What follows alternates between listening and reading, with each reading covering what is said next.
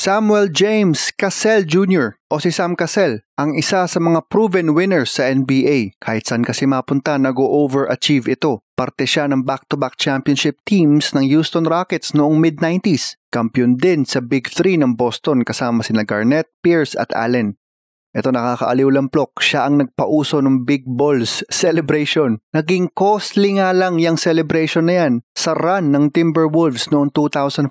Ito yung taon na nakarating sila sa West Finals. Nagresulta sa hip injury. Ang celebration na yan ay pagkaamalas nga naman. Si Sam Cassell ay nagmula sa Maryland. Pagdating sa NBA ay napili siya ng Houston Rockets bilang 24th overall pick sa 1993 NBA draft. Mostly ay backup lamang kay Kenny Smith, pero dahil clutch, dumami ang minutes lalo sa fourth.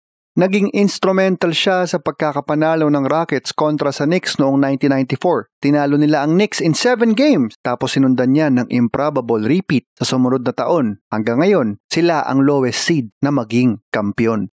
Naging journeyman pero nauwi sa Milwaukee kasama ni Ray Allen, isang malakas na team, at umabot na naman siya sa East Finals. Aba, may anting-anting talaga. Dinala din niya ang winning mentality sa Minnesota nang maglaro siya ng 2 taon sa Minneapolis. Hanggang ngayon, yan ang best seasons ng Wolves franchise. Yung Big 3 nila KG, Cassell at Sprewell ang naging number 1, as in first seed sa West noon. Sinundan naman niya ng oras sa isa pang team na uhaw sa pagkakapanalo, yan ay ang LA Clippers. Diyan ko nakilala ng lubusan si Sam Cassell. Parte siya ng surprise Clippers team na umabot sa Game 7 ng West Semis kontra sa Phoenix Suns. Bago ang Lob City years ay ito naman ang best season ng Clippers franchise. Dito rin nila nakuha ang first ever playoff series victory.